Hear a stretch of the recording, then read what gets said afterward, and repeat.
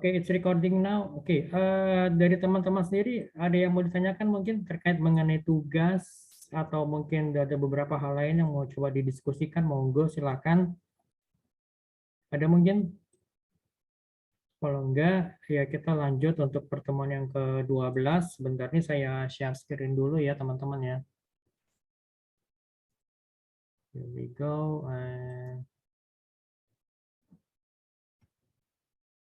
Sorry ini apa laptopku agak lemot, so moment.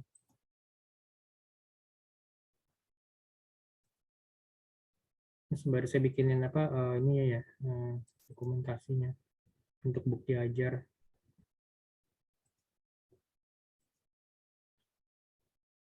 Oke, sebentar. Oh, kok nggak muncul? There you go. Oke, kita bicara apa? Kita bicara mengenai ini ya. Bagaimana perusahaan itu melakukan strategi apa?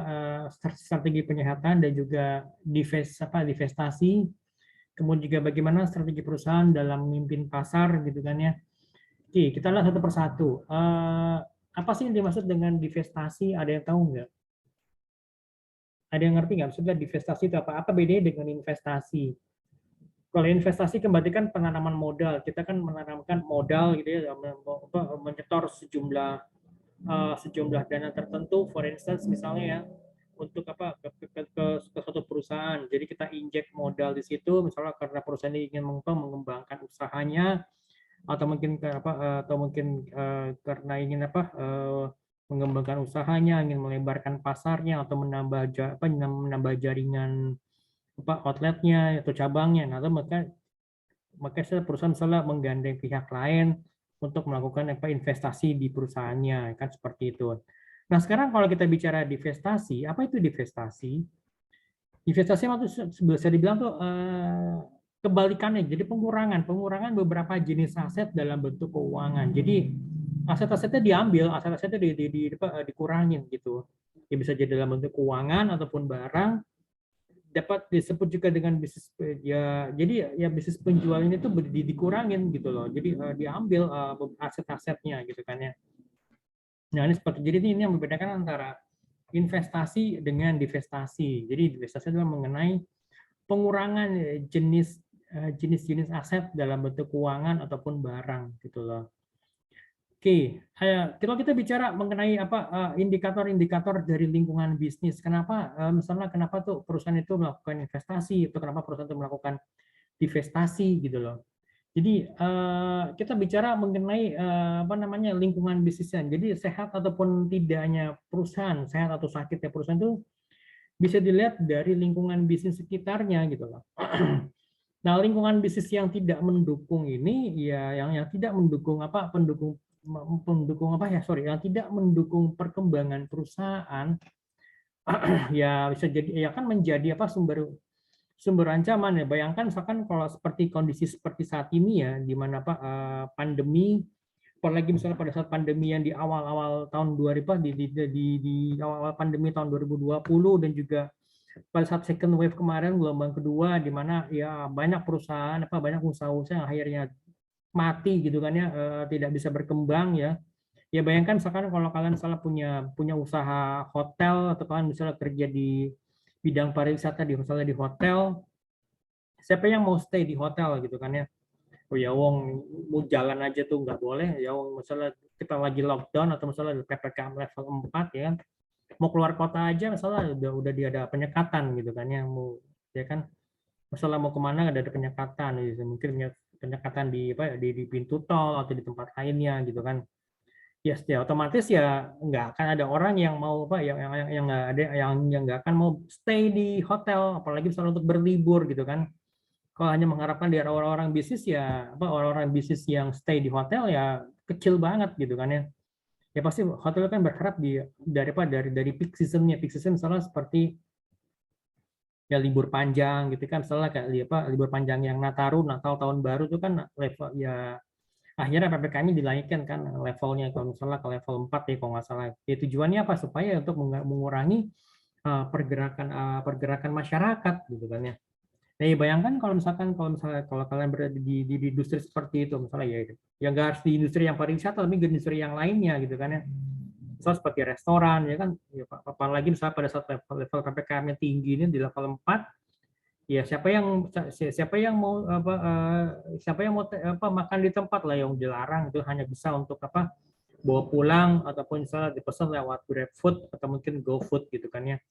Yang which is ya pastinya ya bisnisnya yang akan terpengaruh gitu kan ya.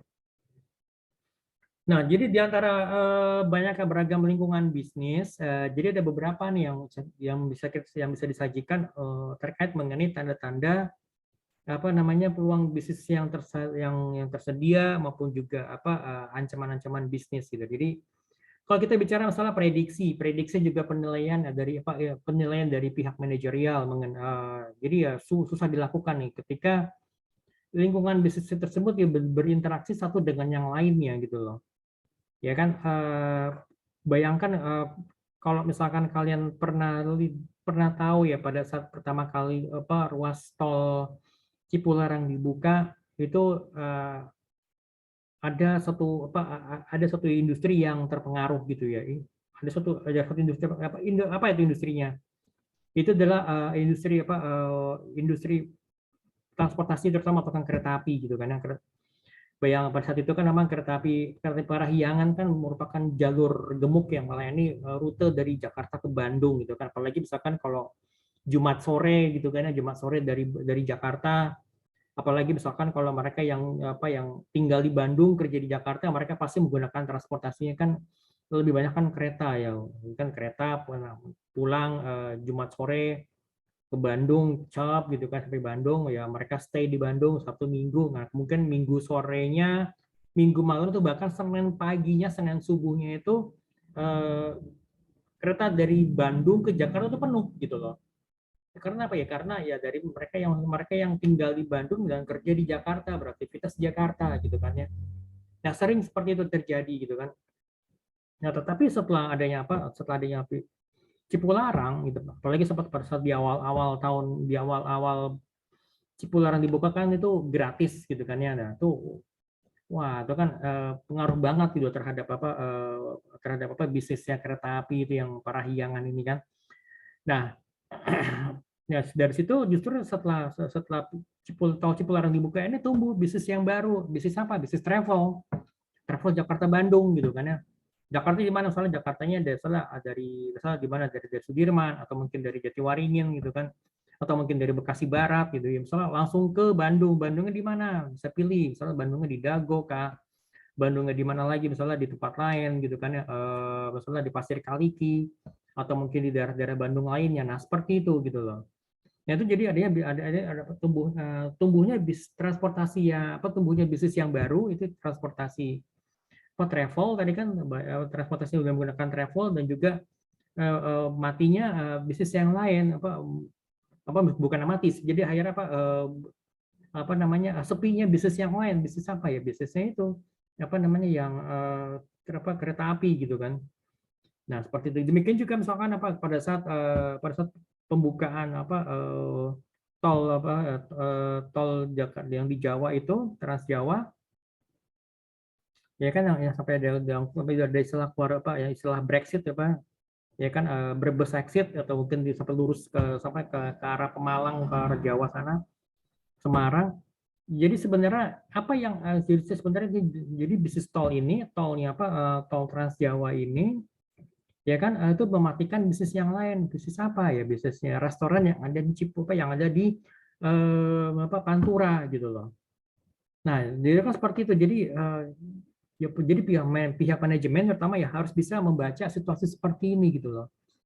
Ini dengan adanya pandemi ini kira-kira apa nih masih ada peluang nggak gitu loh? Dengan adanya pandemi ini kira-kira apa nih yang bisnis yang mati dan tetap hidup dan bahkan berkembang gitu kan ya.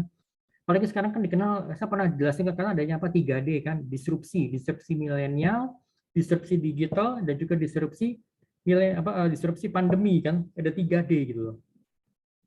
3D ini yang mempengaruhi landscape bisnis gitu kan ya. Ya kan apalagi misalkan pada saat pandemi ini pada saat lagi situasi puncaknya level PPKM level 4 gitu kan ya. Itu kan sangat berpengaruh terhadap bisnis gitu kan ya. Gitu. Lalu yang kedua, pertumbuhan ekonomi dan juga aktivitas ekonomi yang membentuknya itu memberikan indikasi bagi pihak manajemen untuk melakukan pengambilan keputusan ekspansi usaha. Jadi pertumbuhan ekonominya berapa nih? Minus kah? Ya kan? Ya kan pertumbuhan ekonomi masih, apalagi misalnya dalam kondisi pandemi seperti ini ya pasti pertumbuhan ekonominya juga ya masih belum membaik gitu kan, mungkin masih di angka masih sangat rendah gitu kan, gitu loh ya. Karena apa ya, karena ya dari apa ya, daya beli masyarakat yang masih apa ya, masih belum tumbuh ya, masih lemah gitu kan ya. Kemudiannya juga apa namanya ya, aktivitas ekonomi juga masih belum apa membaik gitu kan ya. Nah, itu yang harus bisa dilihat oleh pihak apa namanya, oleh pihak manajemen gitu kan ya. Lalu yang ketiga, ini misalnya ini terkait dengan apa, sumber-sumber keuangan gitu, adanya tersedianya kredit dan juga aktivitas pasar modal ini bisa dapat digunakan sebagai indikator mudah atau susah atau mahal nggak sih, gampang nggak sih kita bisa masyarakat itu untuk mengakses sumber-sumber dana gitu loh, ya kan? Ya, ini bicara mengenai bisnis ya, bukan apa ya. Jadi misalnya bagaimana perusahaan itu bisa mendapatkan sumber-sumber keuangan yang mudah dan juga murah ya. Memang masih ada, pasti ada, kita bicara mengenai apa, bunganya atau mungkin biaya administrasinya. Nah, seperti itu gitu kan ya. Nah, kemudian juga perubahan harga ini juga memberikan indikasi yang cukup signifikan ya mengenai perubahan tingkat inflasi dan juga keseimbangan jumlah barang yang tersedia dan juga yang diminta oleh pasar gitu kan. Coba kalau misalkan, kalau kalian tahu saat ini misalnya apa, harga minyak goreng tuh lagi tinggi, kira-kira ini berpengaruh nggak sih terhadap tingkat inflasi gitu kan? Nah, harga telur tuh naik gitu kan ya. Kira-kira pengaruh nggak sih terhadap apa, terhadap pertumbuhan inflasi? Apakah ini pengaruh juga? Apakah hal ini memberikan tekanan kepada pertumbuhan ekonomi nggak gitu loh? Nah, seperti itu gitu loh. Dan juga jangan sampai nanti juga apa, keseimbangan jumlah barang tersedia dan juga apa, hukum pasar ya, permintaan dan penawaran gitu. Jangan sampai nanti apa, permintaannya tinggi tapi barang yang tersedia di pasar tuh sedikit atau terbatas gitu, pasti harga akan melonjak gitu kan ya. Tapi misalkan sebaliknya, kalau misalnya barang itu membanjiri pasar, sedangkan permintaannya itu nggak banyak, ya udah berarti ya harganya ya ambrol gitu kan, harganya hancur gitu kan ya, seperti itu gitu loh. Ya karena ya yang beli nggak banyak, sedangkan stok menumpuk di gudang gitu kan ya. Nah, seperti itu gitu loh. Oke, sampai sini ada yang ditanyakan mungkin dari teman-teman, silakan monggo kalau mau ditanyakan. Oke, mau masuk, ini masuk. Silakan kalau ada yang ditanyakan dari teman-teman. Kalau nggak ada, kita lanjut lagi teman-teman ya. Oke, ini saya sebentar, saya bikin.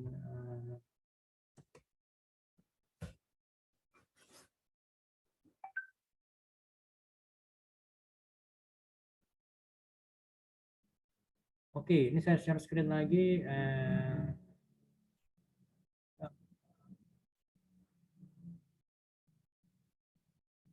Oke, next.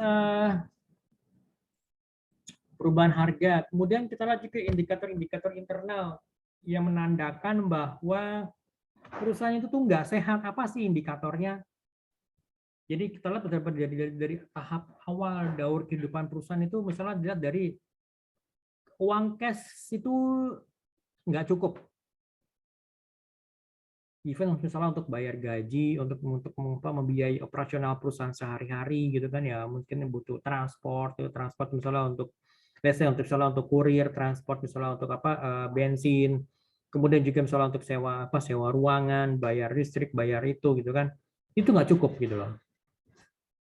Keterbatasan likuiditas ya, karena cashnya nggak cukup ya, liquidnya nggak apa, dia terbatas gitu loh. Pasti juga nantinya karena kedua hal ini ya akhirnya apa, modalnya dikurangi, modal kerjanya terambil gitu kan ya. Kemudian juga ya hutangnya semakin membengkak ya, karena karena apa namanya, delay pembayaran, akhirnya hutangnya membengkak gitu kan ya. Belum lagi misalnya apa, bentuk dendanya, mungkin juga bunganya bahkan gitu kan. Kemudian juga penurunan return on investment. Jadi angka return on investment itu semakin menurun gitu loh. yang tadi mungkin angkanya tuh bagus gitu ya, sesuai dengan harapan gitu kan, tetapi ya dengan karena satu dan lain hal akhirnya ROI-nya tuh turun gitu loh. Kemudian juga penjualannya tuh tidak meningkat, data itu bahkan juga mungkin cenderung menurun gitu kan ya. Dan juga ya pastinya ya kerugian. Jadi raportnya itu raport keuangannya itu merah alias rugi dalam beberapa kuartal, beberapa semester gitu loh, secara berturut-turut gitu kan ya. Kemudian juga ya karena kondisi seperti terjadi akhirnya apa ya? Jadi akhirnya motivasi karyawan misalnya menurun, itu juga bisa terjadi.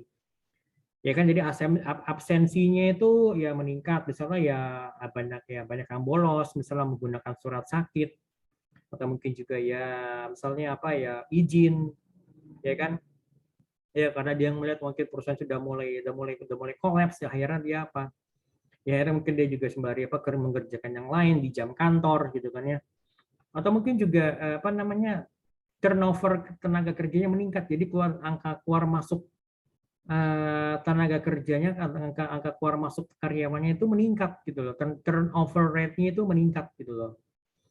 Ya karena banyak ya di sini terjadi masalah di internal perusahaan, ya sistem yang tidak berjalan dengan baik, ya akhirnya misalnya produknya itu kualitas produknya menurun, sehingga akhirnya konsumen komplain, konsumen mengeluh, ya kan, jadi akhirnya pengaduan ke konsumen itu meningkat gitu kan ya. Itu. Nah, kemudian juga beberapa indikator perusahaan ini itu tidak sehat pada pertengahan daur kehidupan perusahaan. Tadi kan di awal, ini kan di pertengahan gitu loh. Ya stoknya banyak, stoknya meningkat, tapi penjualannya turun, marginnya berkurang pasti, gitu kan ya, marginnya kurang gitu kan ya. Karena apa? Karena penjualannya menurun, sedangkan stoknya meningkat di gudang, ya pastinya akhirnya pengaruh kepada biayanya, ya kan, biayanya meningkat. Kemudian juga ada informasi keuangan dan juga manajemen itu lambat dan juga bahkan tidak akurat. Kalau tadi di awal banyak konsumen yang komplain, kalau sekarang kepercayaan konsumen itu sudah mulai berkurang. Kemudian juga saldo rekening di bank tidak mencukupi, jadi likuiditas kurang. Tertundanya piutang dagang konsumen gitu kan ya. Kemudian juga pelanggaran perjanjian pembayaran hutang akhirnya dilanggar. Kenapa? Karena likuiditasnya nggak cukup gitu kan ya. Pembayaran tagihan dengan dana dari bank juga, karena misalnya udah punya hutang dari bank yang mungkin belum bisa diselesaikan gitu kan ya. Gitu kan. Nah, akhirnya jadi seperti ini kondisinya. Lalu yang ketiga, indikator internal yang dapat dijadikan petunjuk tidak sehatnya perusahaan yang lazim dijumpai pada tahap akhir daur kehidupan perusahaan. Ini tahap akhir. Jadi ini perusahaan udah nggak sehat. Jadi contohnya misalnya kan kecilnya perhatian manajemen terhadap penurunan laba. Jadi ya manajemen udah mulai cuek. Mungkin manajemen udah mulai merasa pasrah gitu ya. Segala hal dilakukan tapi sudah tidak mungkin lagi. Kemudian juga pengurangan jumlah staf tanpa melakukan analisa sebab utamanya karena apa. Kemudian juga ya pasti krisis keuangan, krisis cash gitu kan ya. Dan juga terlambatnya pembayaran hutang, ya kan, karena likuiditasnya bermasalah, ya akhirnya utangnya terlambat dibayar gitu kan ya. Kalaupun sudah dibayar, pembayaran juga secara menyicil gitu kan ya. Kemudian juga ya terjadinya terlambatan dari hasil penagihan penagihan piutang gitu kan. Dan sayangnya juga penjualannya itu ya semakin turun gitu kan ya. Moral karyawan tuh rendah akhirnya, ya kan, karena melihat karyawan melihat bahwa perusahaan sudah tidak memiliki masa depan yang cerah gitu kan ya kan. Kemudian juga likuiditas keuangan yang bermasalah, konsumen yang semakin berkurang kepercayaan terhadap perusahaan. Jadi akhirnya moral karyawan jadi sangat rendah gitu kan.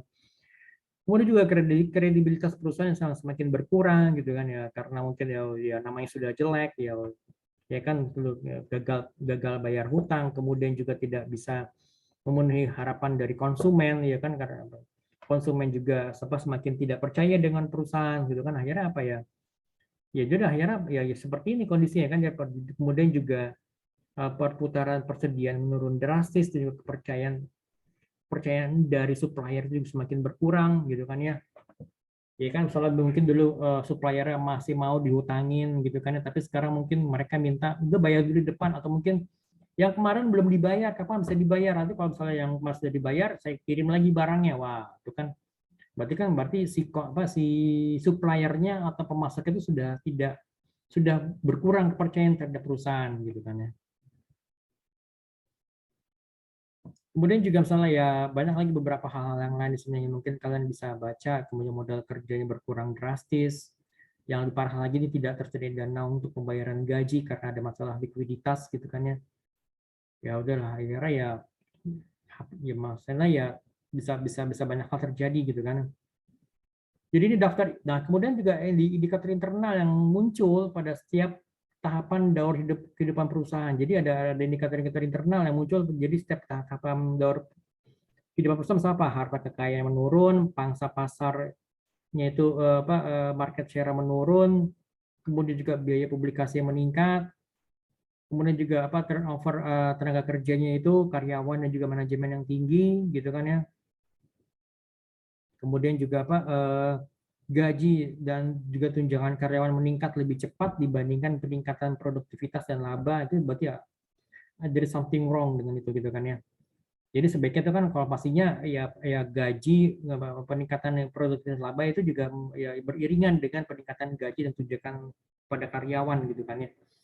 Kemudian juga jalur manajemen juga semakin bertambah panjang, dan sayangnya juga Bapak, market share itu akhirnya direbut oleh pesaing gitu kan ya, yang biasanya mungkin kita sebagai nomor 1, sekarang mungkin kita udah turun ke nomor 3 atau bahkan nomor 4, itu yang sudah pasti akan menjadi masalah gitu kan ya. Karena apa? Karena ya berarti market share menurun, dan juga pasti ya penghasilan pendapatan juga akan menurun gitu kan ya. Kemudian juga konflik antar manajemen dengan tujuan dan misi perusahaan. Itu pasti akan ada konflik gitu kan ya. Perbedaan arah manajemen dan juga arah perusahaan itu juga pasti akan menimbulkan konflik gitu ya, menimbulkan masalah. Kemudian juga buruknya laporan keuangan perusahaan, kemudian juga ketersediaan pemberian kredit kepada konsumen yang dapat membayar pada waktu yang ditetapkan. Nah, jadi seperti ini dulu. Oke, saya minum dulu ya teman-teman.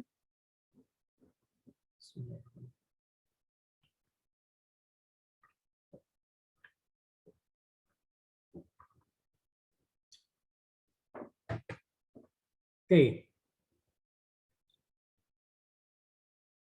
Jadi di sini kita lihat ada beberapa tanda-tanda yang dijadikan sebagai indikasi atau petunjuk bahwa tidak sehatnya perusahaan yang disebabkan oleh faktor internal dan juga eksternal gitu ya.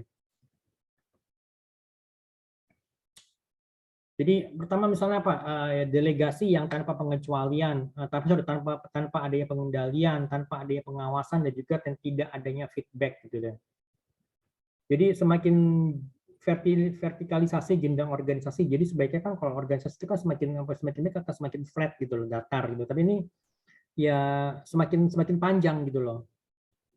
Semakin panjang tapi semakin tinggi tingkatannya gitu loh. Misalnya dari senior, dari orang misalnya mau ketemu dengan direktur aja, lewat sana lewat sini mesti lapor sana lapor sini deh. Kenapa dia nggak bisa langsung ketemu masuk ke ruangannya gitu loh. Mungkin pada jam-jam sudah ditentukan, atau mungkin pada saat terlihat mungkin sang direktur ini tidak terlalu sibuk ya, mungkin ya izin sebentar ke sekretarisnya gitu kan, sekedar apa, ketok pintu cepat-cepat masuk sebentar ngobrol, that's it, selesai gitu ya. Oke. Kemudian juga karyawan yang memiliki lebih dari satu pemimpin. Jadi karyawan bingung nih, ambigu. Ini gue kalau mau, jadi rantai komandonya bagaimana? Saya mesti lapor ke siapa? Lapor ke sini salah, ya kan? Lapor ke sini juga salah. Berarti gue mesti lapor ke siapa nih? Lapor ke dua-duanya, gitu kan? Pasti akan jadi akan jadi istilahnya tuh ya jadi lebih panjang gitu kan, pekerjaan jadi akan lebih banyak gitu kan. Kemudian juga putusnya rantai komando, itu udah nggak jelas ya, udah nggak jelas sama artian Saya mau lapor ke siapa, gitu kan? Atasan saya siapa? Saya nggak tahu. Kemudian juga yang jadi atasan bingung, saya punya tim siapa aja, tim saya siapa aja, bawahan saya siapa, gitu kan? Kemudian juga gaya kepemimpinannya yang apa, yang bisa dibilang megah, mewah, ya bermewah-mewahan, atau mungkin juga merasa bisa dibilang mungkin yang masih mental mental feodal gitu kan ya, mental feodal yang which is ya itu yang sudah sangat tidak cocok lagi dengan kondisi saat ini, yang mungkin yang pastinya sekarang ini sudah banyak apa kaum milenial yang masuk ke perusahaan, yang bekerja, yang masuk ya sudah masuk ke dunia kerja gitu kan ya. Ya dia melihat kondisi ya atasannya seperti itu, direktur seperti itu, manajemennya atau direksi seperti itu yang bermewah-mewahan, sedangkan kondisi perusahaan yang sedang bermasalah, ya kan. Nah itu yang sangat kontradiksi gitu loh. Jadi akhirnya apa ya? Akhirnya ya dianggap ini kok pemimpin gue, kok leader gue atau direktur gue kan terlihat kayak hidupnya kok bermewah-mewahan, jadi tidak ada rasa apa, tidak ada rasa empati gitu loh. Nah seperti itu. Kemudian juga memasarkan produk yang salah, kayaknya agak-agak susah, agak-agak nggak mungkin. Tapi maksud gini, maksudnya memasarkan produk yang ke pasar yang salah bisa jadi, atau mungkin yaitu itu kan memasarkan produk yang salah, memasarkan menuju kepada pangsa pasar yang salah gitu kan ya. Ya mungkin tadi yang mungkin sebenarnya katakanlah misalnya kita produk kesalahan misalnya kan kita menjual atau kita memasarkan produk yang memang di luar dari core bisnisnya perusahaan gitu loh. Nah, kalau yang di sini memasarkan pada pasar yang salah, kita tetap core bisnis kita tetap di produk yang sama, tetapi kita salah milih pasar gitu loh. Itu ya, itu kan sayang banget kan. Kita salah milih pasar, sayangnya kenapa? Karena kita sudah invest apa, sudah invest uang di situ, sudah invest tenaga, invest waktu. Yang which is akhirnya apa? Return-nya itu tidak sesuai dengan harapan kita gitu kan ya. Kemudian juga kesalahan pemilihan jalur distribusi. Ya kan, kita milih satu distributor tertentu, tapi sayangnya ternyata dia tidak memiliki kekuatan untuk menguasai daerah yang kita maui gitu loh, daerah yang kita inginkan gitu kan ya. Sayang banget. Jadi akhirnya apa? Jadi akhirnya ya ya kita udah buang waktu, buang tenaga gitu kan ya, sudah ya saya akhirnya apa ya, mungkin barang kita yang banyak numpuk di gudang mereka gitu kan, akhirnya sayang banget gitu kan. Sistem informasi keuangan yang tidak tanggap. Jadi dalam artian gini, pada saat apa misalnya cash flow-nya itu mungkin merah gitu, misalnya raportnya mulai merah, cap merah, ya selesai kan sudah ada peringatan sudah ada tindakan awal yang bisa dilakukan oleh pihak manajemen gitu loh. Kemudian juga kehilangan keunggulan bersaing. Jadi competitive advantage-nya itu sudah hilang. Karena apa? Perusahaan ini sudah tidak memiliki keunikan lagi. Kenapa sih konsumen tuh harus datang membeli produknya yang dijual oleh perusahaan yang bersangkutan, ya kan? Apa gitu loh, ya kan? Sedangkan misalnya apa? Sedangkan feature-nya sama dengan produk pesaing gitu kan ya. Yang tadi perusahaan mengklaim bahwa dia memiliki keunikan tertentu, ya, tapi sayangnya ternyata keunikan yang sama itu sudah dimiliki juga oleh beberapa kompetitor yang lain. Bahkan komputer yang lain juga mungkin berani menawarkan harga yang lebih murah, ya kan, harga yang tidak terlalu tinggi dibandingkan harga yang ditawarkan oleh si perusahaan ini. Jadi akhirnya apa, dia kehilangan keunggulan bersaing gitu loh, seperti itu. Kemudian juga pasti ada perubahan teknologi. Nah itu kan dengan ada perkembangan teknologi yang sangat cepat saat ini, ya pasti ya, kemungkinan besar bisa membuat siapa si pihak manajemennya tergagap-gagap, ya kan, yang ya memanfaatkan misalnya apa, memanfaatkan big data, memanfaatkan apalagi IoT, memanfaatkan lagi apa yang lain, teknologi-teknologi yang lain gitu kan, seperti itu gitu loh. Dan juga sayangnya perusahaan ini misalnya apa, kurang paham terhadap kebutuhan konsumen gitu loh, ya kan. Perusahaan itu tidak bisa mengcreate kebutuhan konsumen gitu loh. Jadi akhirnya konsumen mau beli produk kita. Jadi perusahaan itu tidak bisa melakukan hal seperti itu. Jadi perusahaan bisa menciptakan atau meng-create kebutuhan gitu loh kan. Misalnya kan apa? Misalnya kenapa sih kok kenapa misalnya gini, kenapa kok iPhone itu atau misalnya iPhone itu kok selalu ditunggu-tunggu oleh konsumennya. kenapa sih kok iPad pada saat peluncuran itu kok sampai heboh banget gitu kan? Kenapa? Karena di situ Steve Jobs almarhum juga pernah menjelaskan bahwa perusahaan mereka tuh yang akan mengkreat kebutuhan konsumen, gitu kan ya. Itu. Oke, sampai sini ada yang tanyakan mungkin teman-teman? Any questions dari teman-teman semuanya? Silakan. Cynthia, Alif, ada yang bertanyakan mungkin teman-teman? Ini cuma 6 orang yang udah hadir ya? Dari 13 total. Tadi yang berhalangan hadir kan tadi Intan ya. Oke, oke kita lanjut ya sebentar lagi.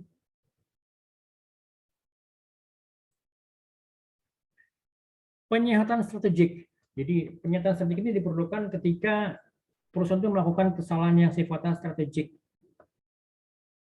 Di antaranya itu misalnya apa? Jadi penyihatan strategik itu dilakukan untuk apa? Untuk perusahaan yang sakit.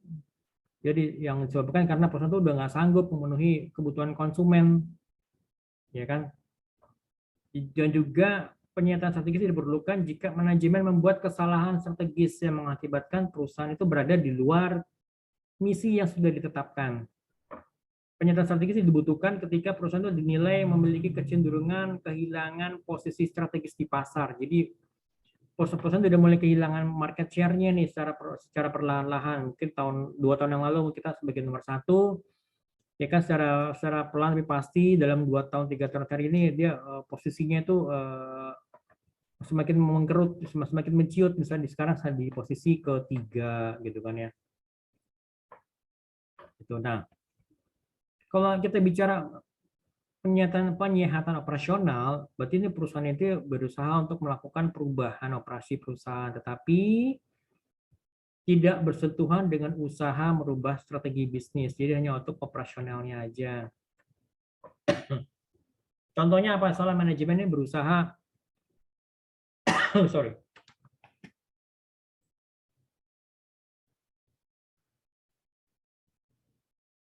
Contohnya misalkan gini, oh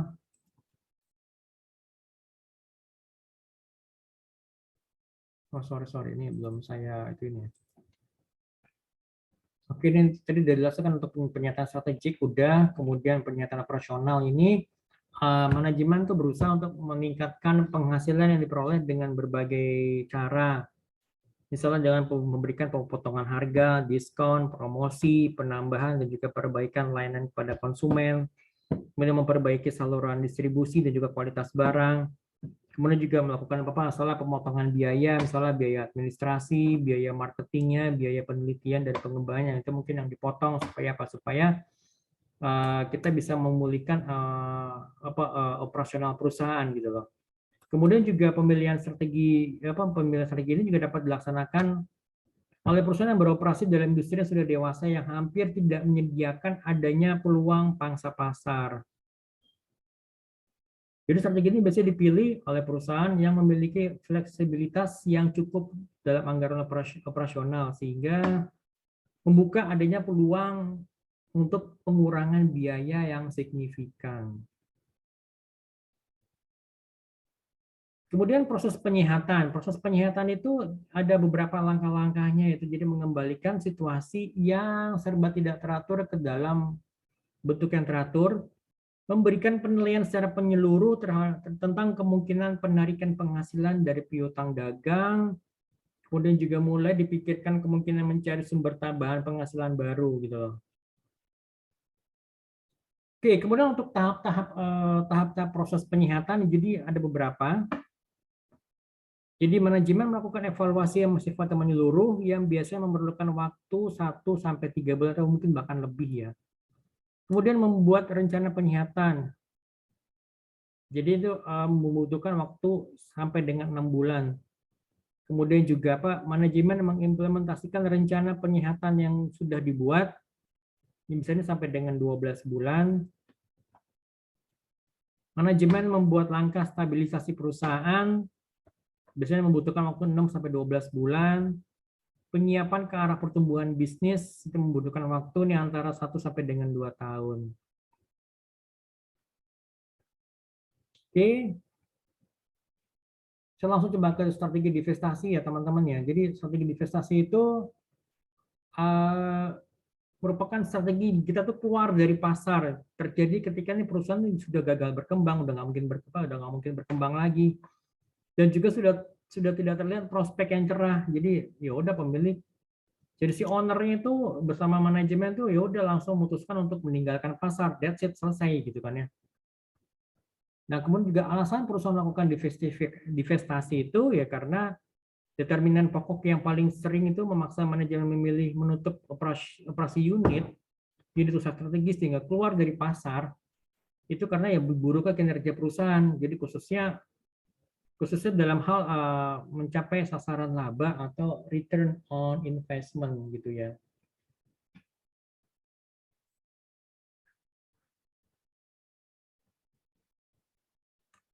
Oke, sampai sini yang ditanyakan mungkin teman-teman. Jadi ini ada apa namanya? Ada oke, ini kita break dulu sebentar ya. Nanti kita break dulu sekitar 10 menit. Saya balik lagi ntar jam 1 lebih 20 menit ya teman-teman ya. Oke, I'll see you around and don't go too far. And also we have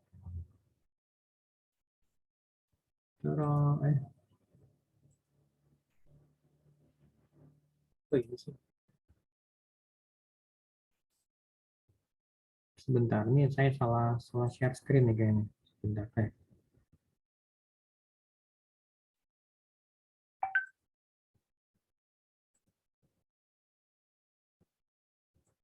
Sebentar, sebenarnya salah share screen saya. Salah mencet. Oke, sebentar nih. Oke. Oke, sampai sini ada yang menanyakan mungkin teman-teman sebelum kita lanjutkan.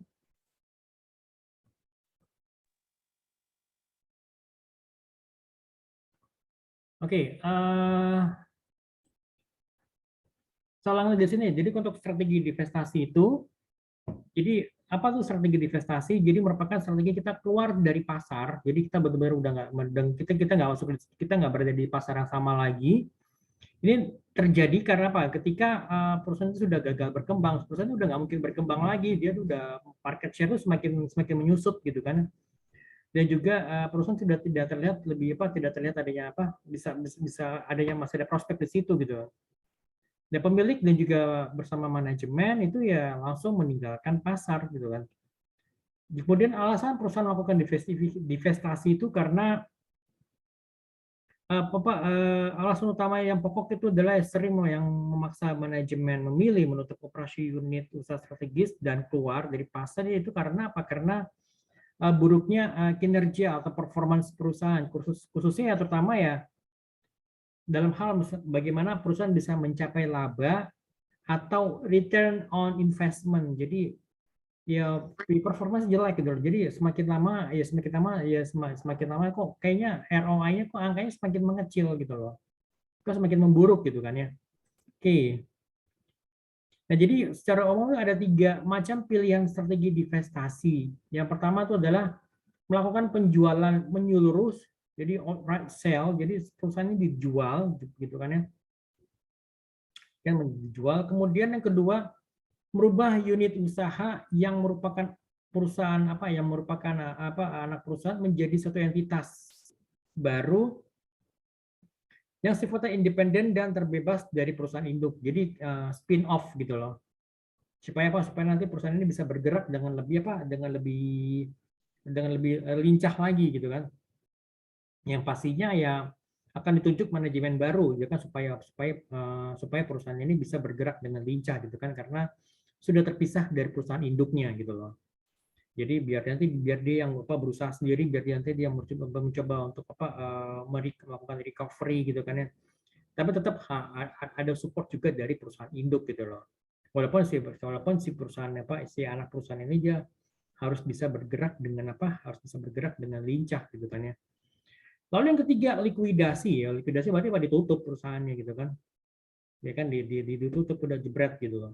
Jadi apa tadi yang pertama dijual, yang kedua adalah yang kedua adalah spin off, yang ketiga adalah likuidasi gitu kan ya. Ada beberapa poin-poin di mana perusahaan itu kok merasa keberatan atau merasa susah untuk bisa keluar dari pasar. Jadi yang pertama adalah keengganan dari perusahaan, terutama dari pihak manajemen untuk mengakui mereka tuh sebenarnya udah gagal gitu loh. Mereka semua sudah fail, udah nggak bisa memperbaiki performa perusahaan lagi gitu kan ya. Lalu yang kedua adalah karena ya berkurangnya kebanggaan manajerial, managerial pride, ya kan. Kemudian yang ketiga, ketidaknyamanan emosional karena ya harus berpisah dengan perusahaan sudah menjadi bagian dari hidup keseharian manajemen gitu kan. Ya, mungkin ya karena ya yang duduk di posisi manajemen semuanya sudah usia senior gitu ya, mungkin mereka merintis karir mulai dari bawah gitu ya, mulai dari junior staff sampai kepada masuk kepada level direksi gitu kan ya. Akhirnya mereka merasa bahwa ini loh perusahaan saya, ini loh perusahaan dulu yang mengembangkan dulu saya gitu loh. Jadi ada rasa kebanggaan tertentu gitu, kebanggaan, tapi itu sudah merupakan masa lalu gitu kan, itu sudah merupakan masa lalu dan mereka sekarang perusahaan yang menghadapi era yang baru, menghadapi tantangan yang baru yang which is dibutuhkan mindset yang baru gitu loh. Jadi perusahaan itu sebaiknya tidak dipimpin oleh mereka-mereka yang punya mindset dulu saya yang membesarkan perusahaan, dulu saya yang membesarkan perusahaan ini, dulu saya membangun perusahaan ini dari kecil gitu loh. Kecuali kalau dia owner nggak apa-apa, tapi kalau dia masalah bagian masih tetap jadi sebagai karyawan dan sekarang menjadi di posisi direksi, itu ya agak susah gitu kan ya. Kemudian juga kekhawatiran apabila adanya pihak lain yang membeli dan mengoperasikan unit usaha, sehingga malah jadi takutnya mereka menjadi lebih berhasil. Malah mereka yang justru di tangan orang lain, perusahaan akan berhasil sehingga terlihat bahwa sebenarnya yang tidak mampu siapa? Yang tidak mampu adalah dari pihak dari direksi yang memegang perusahaan yang di awal yang akhirnya membawa perusahaan menjadi gagal gitu kan. Sedangkan kalau dipegang oleh orang lain, kok kenapa bisa berhasil perusahaannya, kok bisa lebih baik lagi kondisinya gitu loh, jauh lebih baik malah gitu kan ya. Jadi kan terlihat siapa yang berhasil dan siapa yang gagal, itu kan jadi ada kekhawatiran dari pihak direksi yang menjabat, takutnya kalau dijual nanti ya kelihatan aku yang bodoh, aku yang terlihat gagal gitu, sedangkan dia nggak mau terlihat seperti itu. Jadi akhirnya tetap makanya dipegang terus, perusahaannya nggak mau dilepas ke pihak lain. Ada yang seperti itu gitu loh. Oke, sampai sini ada yang mau tanyakan? Mungkin teman-teman udah selesai sebagai soal latihan. Ada yang mau tanyakan mungkin dari sini sampai sini teman-teman, silakan. Monggo.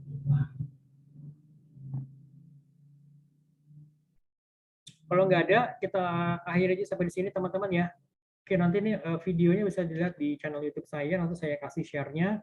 Jadi buat teman-teman yang mungkin hari ini nggak hadir atau tadi yang berhalangan hadir bisa review ya, untuk pertemuan ke-12 ini gitu ya. Oke. Baik. Maaf. Sampai ketemu lagi semuanya minggu depan ya. Terima kasih banyak. Assalamualaikum warahmatullahi wabarakatuh. Waalaikumsalam warahmatullahi wabarakatuh. Terima kasih, Pak. Terima kasih juga. Yuk, see you next week.